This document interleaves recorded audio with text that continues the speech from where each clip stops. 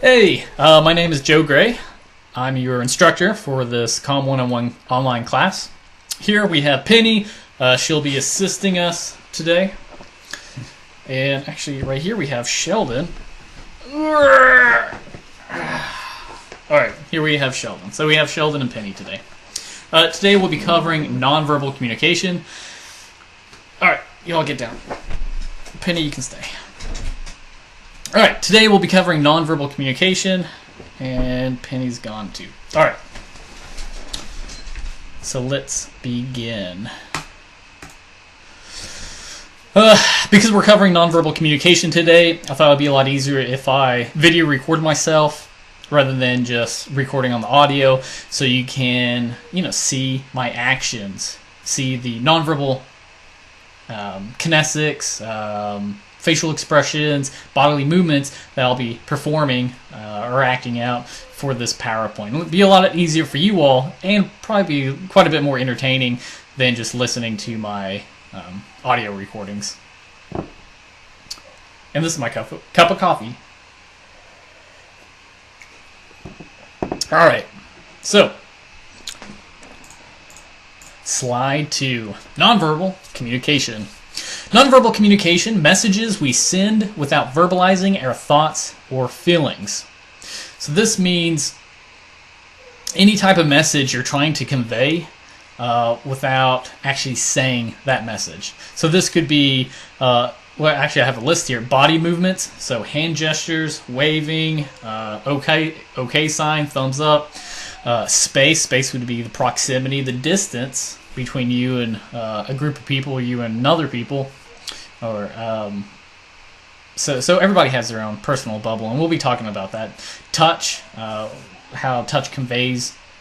Appearance, so the clothes you wear, the makeup you wear, the jewelry you wear. You go throughout your day, and when somebody sees that, they perceive that in one way or another, based upon their past experiences, culturally bound. Basically just their frame of reference. So we have appearance, we have paralanguage. Paralanguage would be how you say something. So your rate, your volume, your pitch. We got your voice. We have facial expressions, eye contact, smiling, etc. And even time. And we'll be talking about time in the very last slide, I believe. So nonverbal communication is intentional and unintentional.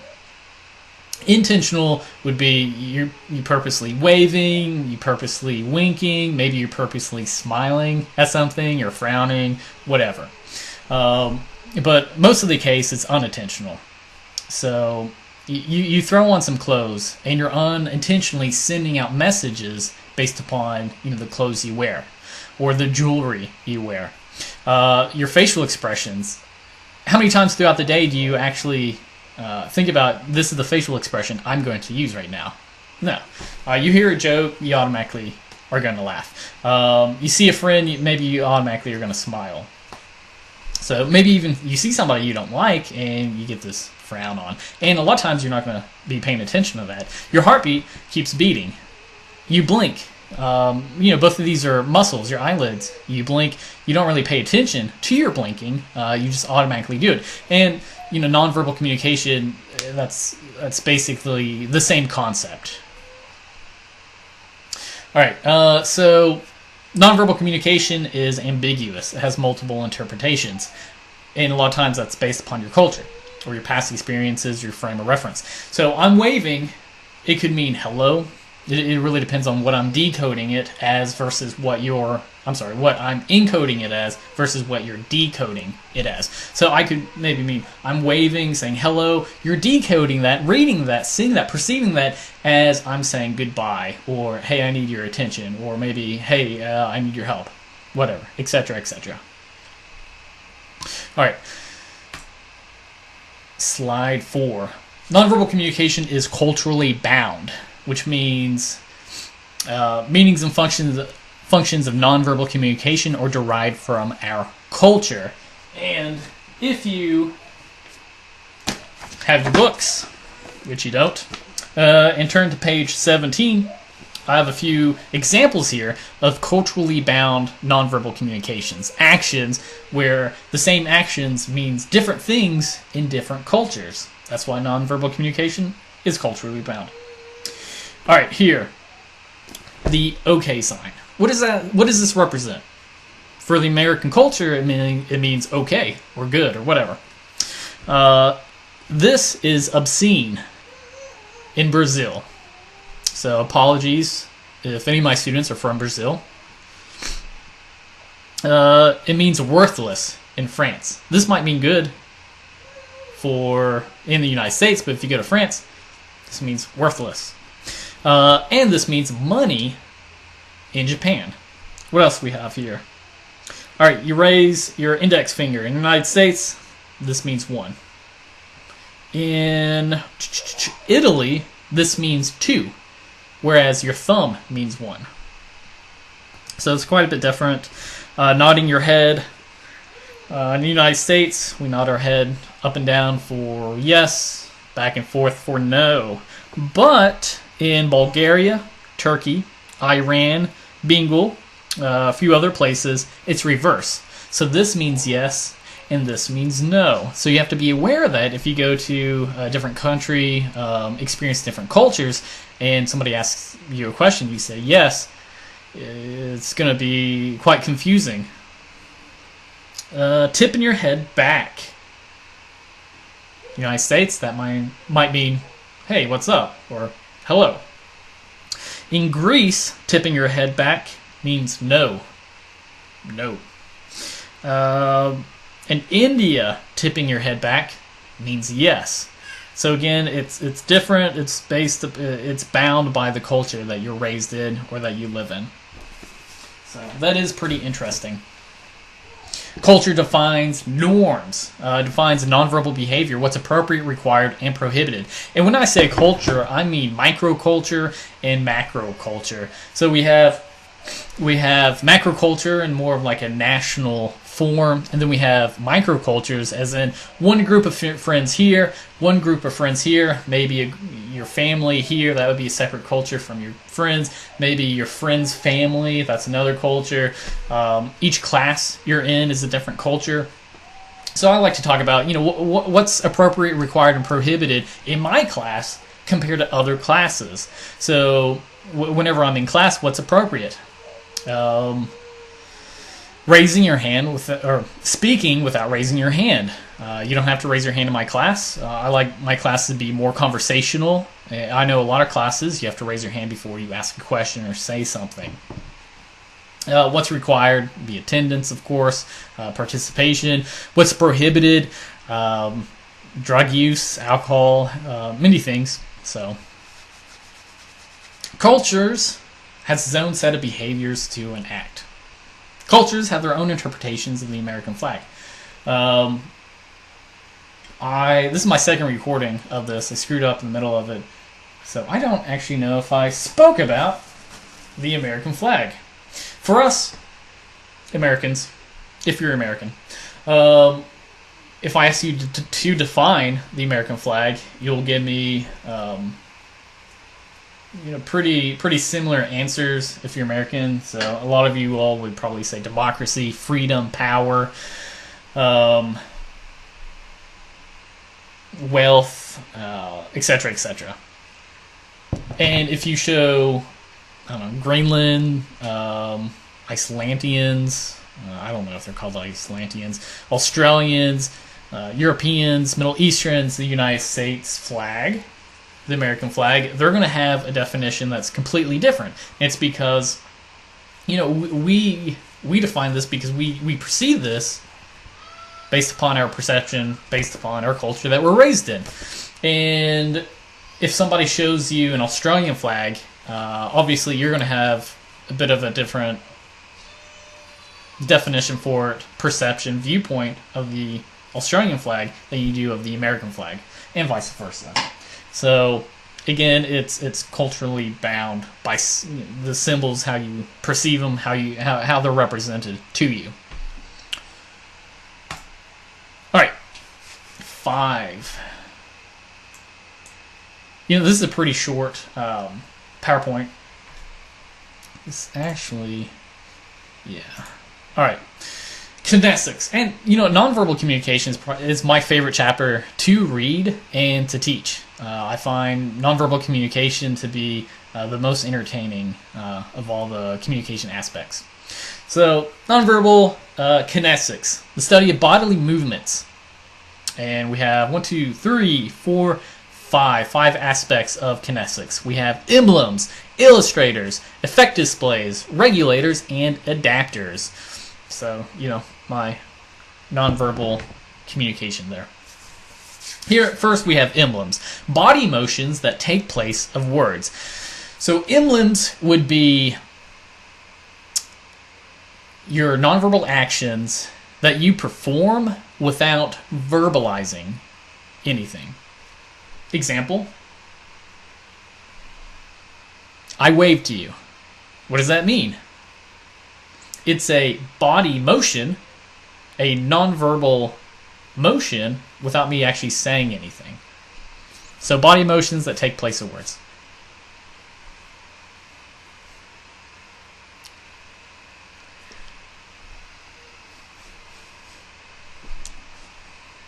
So we have, there's probably millions body motions that you could do that would represent something different. And then there's tons of body motions that represents the same thing. Then we have illustrators. Illustrators, nonverbal behaviors that reinforce a verbal message. So these are motions that you enact to reinforce your verbal message. So it's the same thing. You're waving, but you're also saying your verbal message. Hello. Good job. Okay. Are you serious? I don't know. So, quite a bit different. So, emblems, illustrators. Hello. Pretty simple stuff there. Effect displays. Nonverbal signs of emotional state. Mostly, not all, but mostly facial expressions. And mostly unintentional. Again, you go throughout your day and you don't really realize what kind of facial expressions you use. If you stop yourself right now and paid attention, what facial expression are you using right now without moving your face at all? Are you smiling? Are you frowning? Do you just sort of have like a neutral face? Are you inflicted by RBF? If you don't know what that is, well, I'm not going to tell you. So, nonverbal signs of an emotional state. Happy. Sad. Angry. But again, how we perceive these nonverbal actions might be completely different than how we feel. I'm smiling. Maybe I'm sad.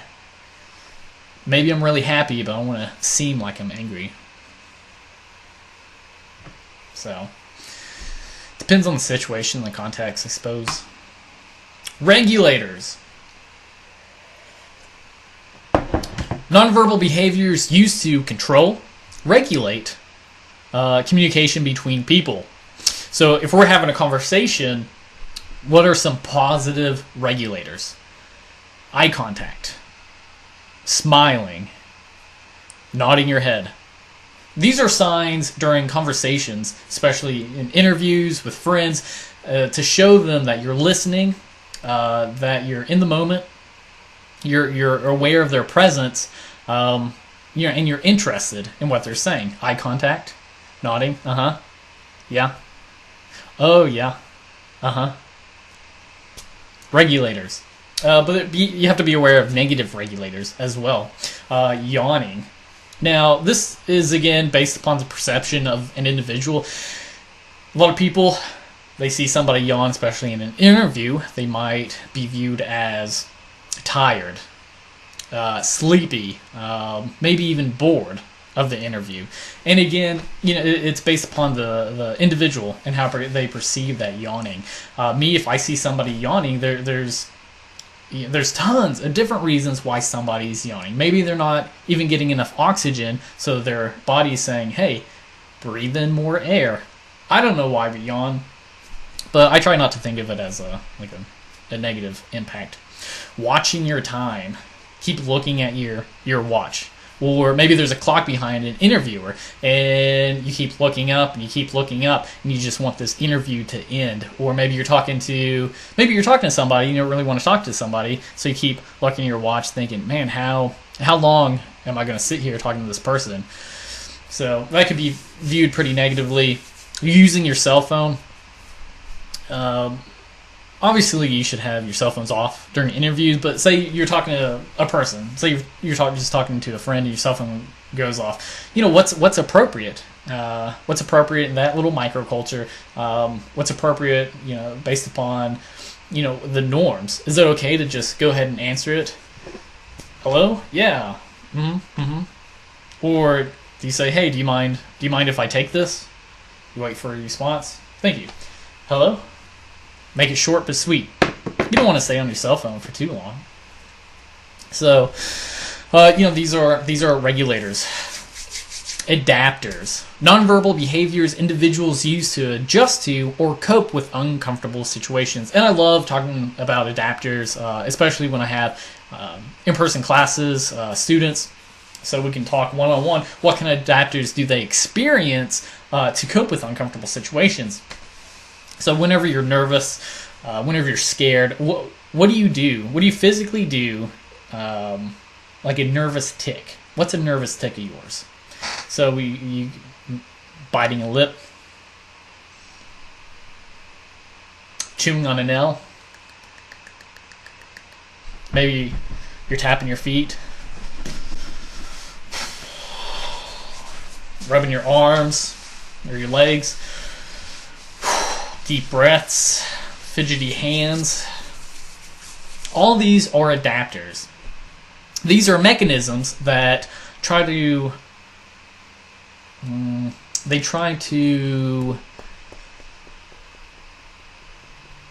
basically keep your brain busy, so you don't really have to worry about the initial problem. Anxiety does weird things for people. Whenever you experience fear and anxiety, that's because and the symptoms of fear and anxiety, especially for public speaking, your palms are sweaty, maybe your back is sweaty, maybe you're just shaking all over uncontrollably, maybe you don't have a very good control of your paralanguage, so your voice is shaky. All these things drive from adrenaline rushing through your body because of your fear and of your anxiety. And so you have these coping mechanisms to try to get your mind off things. Maybe my hands are focusing on doing this, so I don't have to focus on what's creating this anxiety. So be aware of your adapters. It'd be cool if you could just sit there, maybe pause the video, and then make a mental list of what kind of adapters you are affected by. All right, we have negative, positive adapters. Negative adapters, especially when you give speeches, audiences' attention shifts from the speaker's message to watching their movements and behaviors. Again, because nonverbal communication is 93%, verbal communication 7%. When you view somebody, you're absorbing all this knowledge of how they're presenting themselves, what they're dressed, how they're acting, their mannerisms, how they stand, how they move, facial expressions, eye contact, all these things. And when you're giving a speech or when you're talking to somebody in an interview, especially, and you have all these adapters, how's the interviewee going to perceive you? They're going to perceive you as less confident, as fearful, basically just in an overall negative fashion compared to somebody that comes in there very confident. If you're giving a speech, say if you've had a speech class or you're about to have a speech class, and you're giving your speech and you're shaky or you're fidgety with your hands rather than using hello, My name is Joe Gray. Rather than using proper hand gestures, you're, hey, my name is Joe Gray, and I'm here to talk to you about how do you perceive that speaker based upon their adapters. Again, less confident, scared. If the audience views you as being less confident, they probably will view you as being less knowledgeable. They might view you as being unprepared. They might view you as being just a lesser speaker or a less credible speaker compared to somebody who's very confident. So positive, there's really no positive. It's about what you do with your negative adapters. So speakers can incorporate natural gestures into their delivery. So if you have fidgety hands, what do you want to do? Use gestures. Whenever you practice giving your speech, use more gestures, focus using gestures. Because if you're focusing on using hand gestures, hello, you're going to be less fidgety. Be aware of jewelry if you go into an interview or if you're giving a speech. If you have a ring on, what's going to happen? Unconsciously, subconsciously, you're going to be fidgety with your ring. If you're wearing a watch or a bracelet, you're going to be fidgety with that watch or the bracelet. I had a student once, so nervous during their speech. They had long sleeve shirts. They had a long sleeve shirt button up. They were so nervous. Their adapter, I've only seen this once. They rolled their sleeves down, buttoned it up at the cuffs.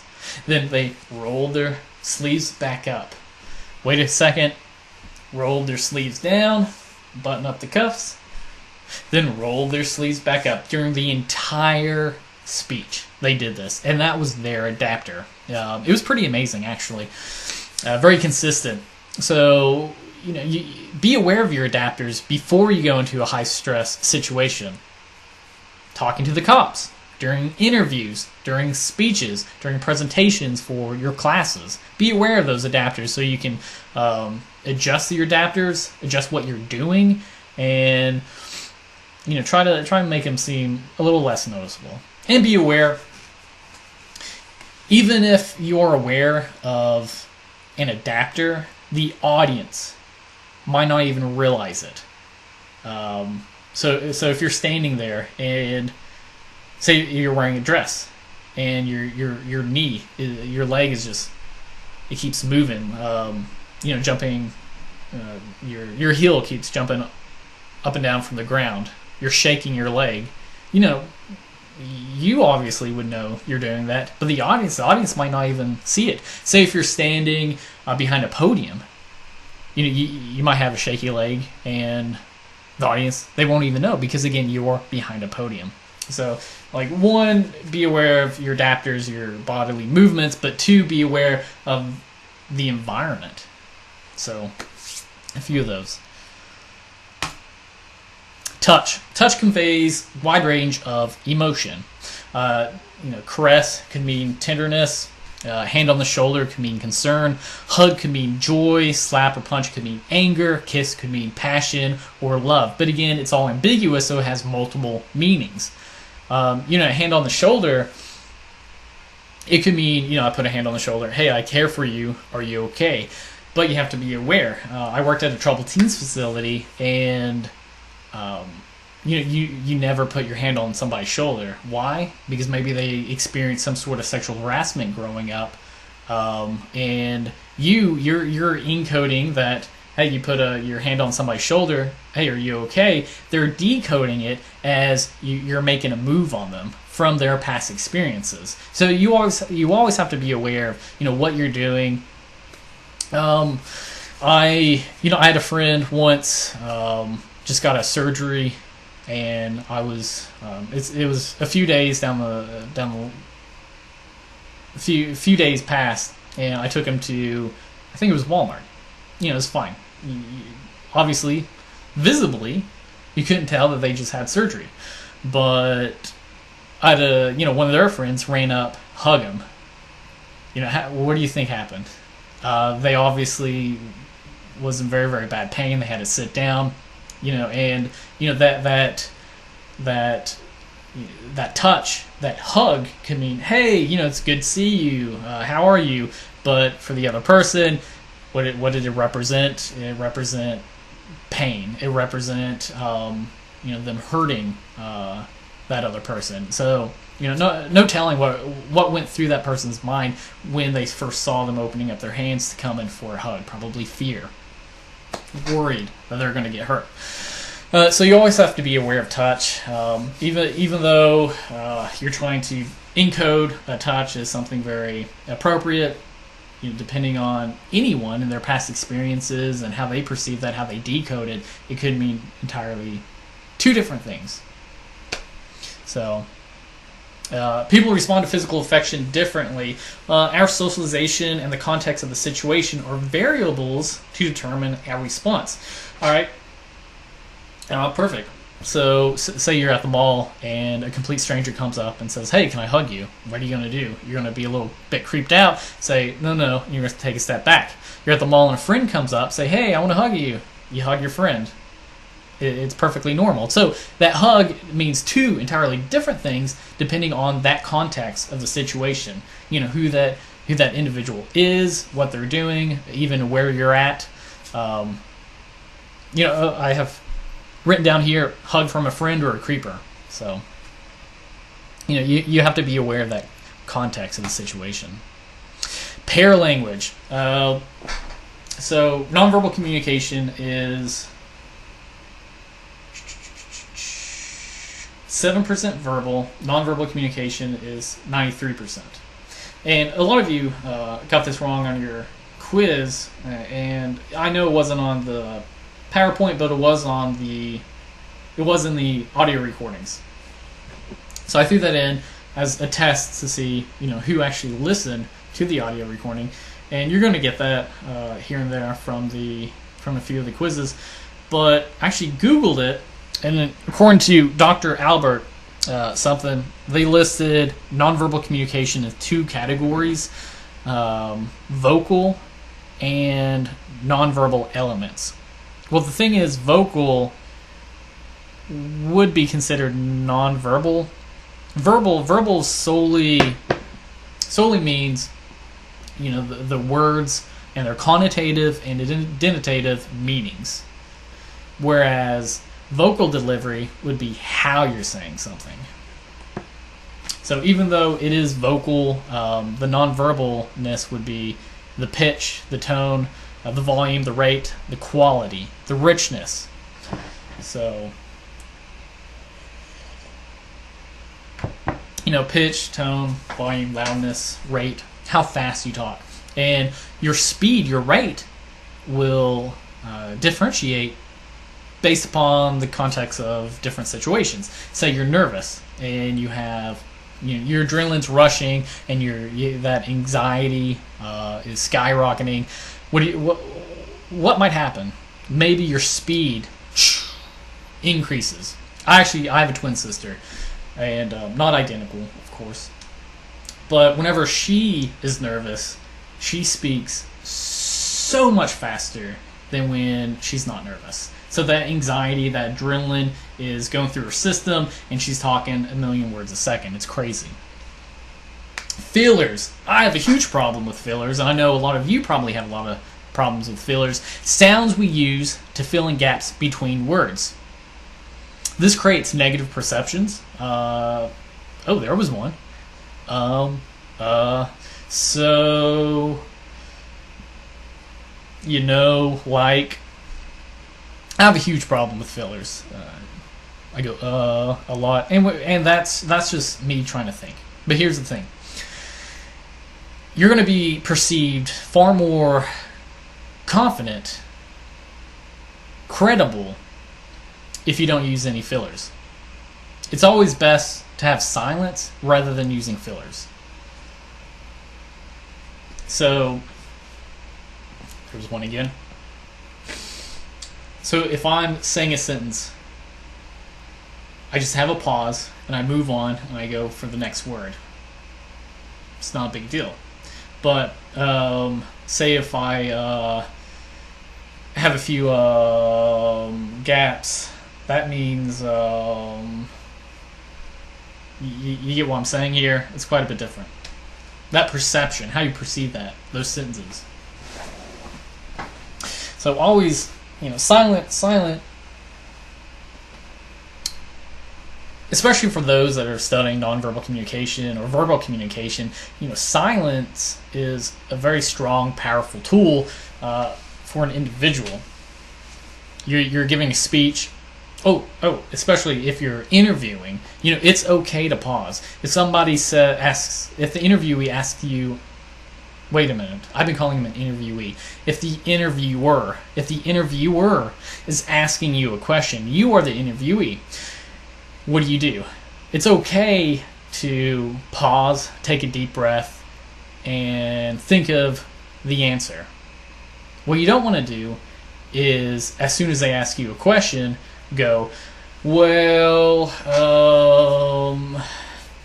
so you're using these fillers as an indicator that you're thinking. It's better to just remain silent. And it's okay. It's perfectly okay. They don't expect you to, some of them, they might, but a lot of them don't expect you to have an answer right off the bat. It's okay to take 5-10 seconds, think of a response, and then answer it. Perfectly fine. Let's see. Proxemics. So this would be the proximity, the space between you and a group of people, you and an individual.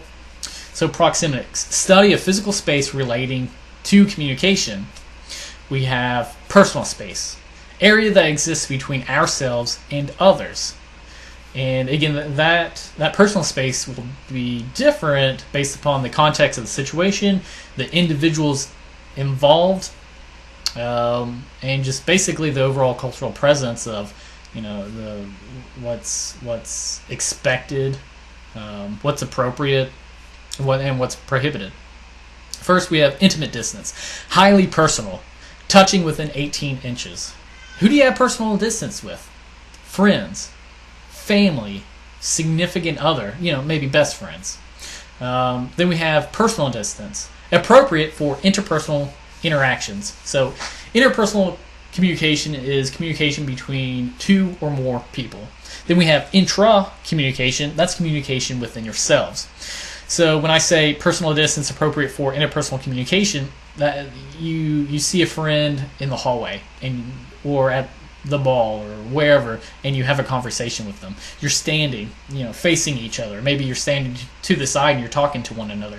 That distance, what's that distance for appropriate, not intimate, but appropriate communication, for appropriate conversation.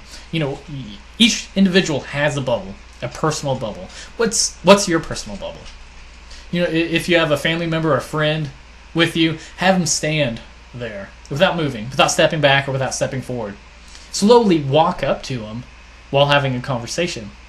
Try to figure out, where you're standing, the distance you're standing away from that individual that you're comfortable with. Take a step back. Does that feel weird? Take a step forward. Is that uncomfortable? Go back and forth beyond what you're comfortable with to find that perfect distance with that individual. And then try another friend or a family member. You're going to find that your distance probably will be changing based upon that individual and the context of the situation. So we have social distance, non-personal nature. This would involve classrooms, business meetings, maybe a group of friends. Maybe you have a group of friends and you're working on an assignment for a class. That'd be social distance. Public distance would be when a speaker in the audience is involved. So we're talking about a singer, maybe a preacher. If you watch a talk show, you have, I don't know what they're called, the individuals like Ellen DeGeneres, a talk show host. All right, so you have hosts. How far away is that host from the audience? Is that a comfortable distance? Whenever the president is giving a speech, how far away is he or she, depending on what year you'll watch this, away from the audience? The preacher, where's the preacher if you go to some sort of religious facility, and you listen or watch a speech, a religious speech?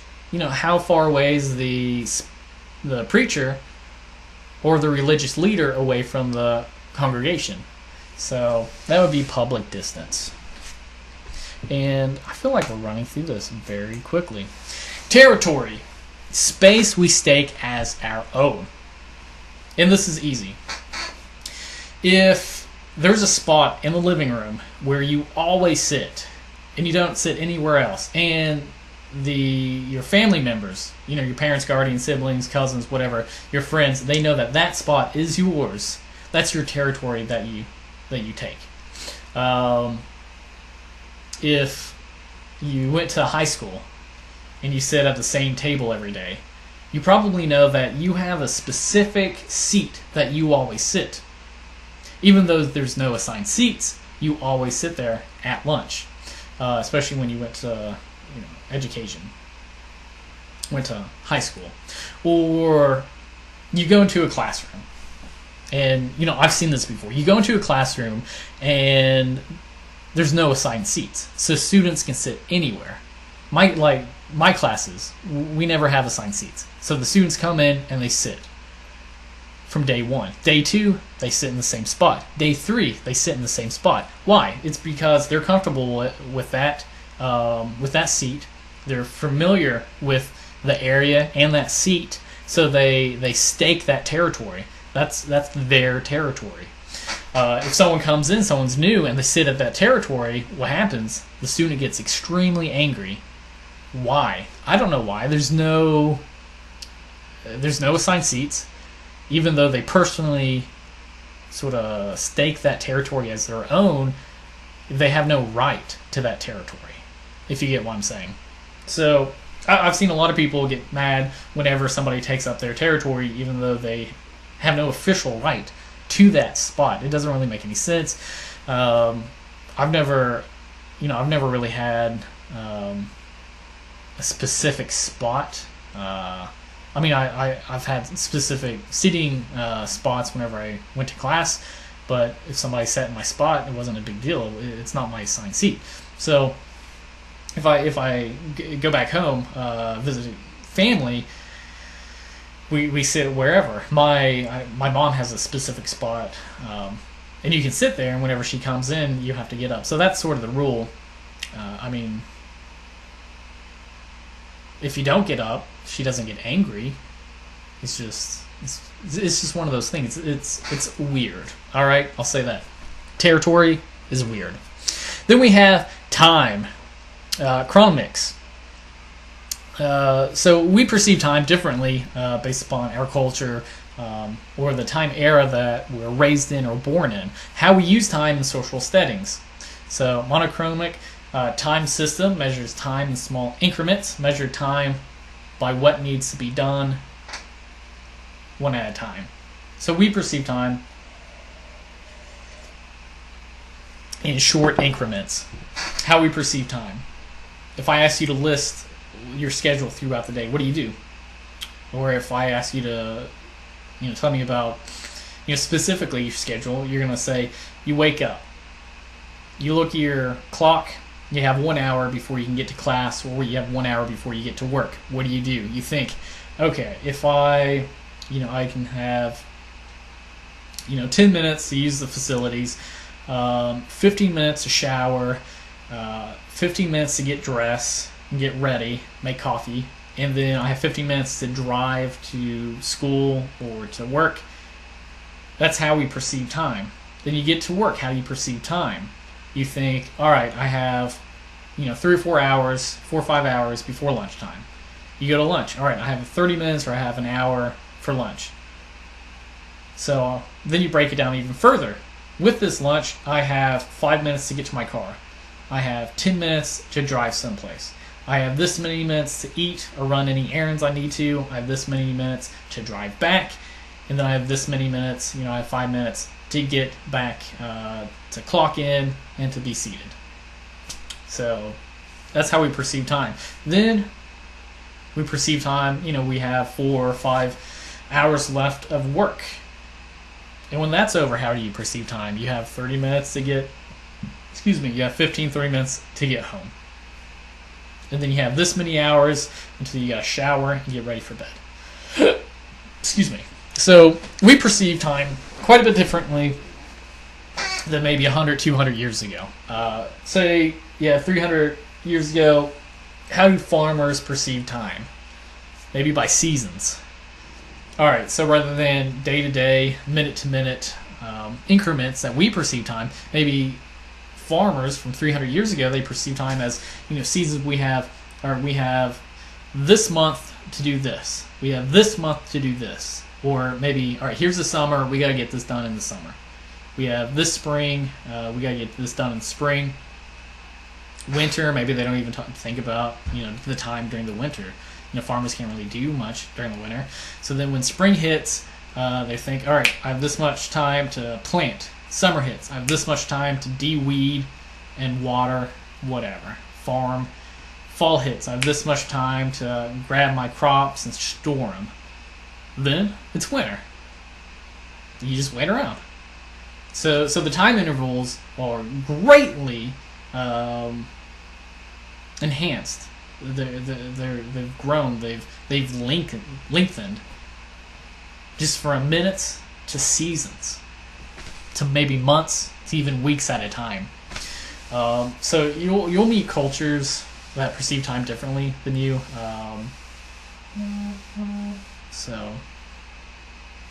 right, that is the last slide. Hope you enjoyed this video presentation rather than an audio presentation. Journal, Nonverbal Communication Journal is due Tuesday. Let me look up the calendar here.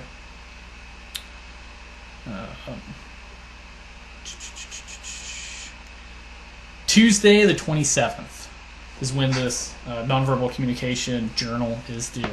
And I hope you all are enjoying this so far.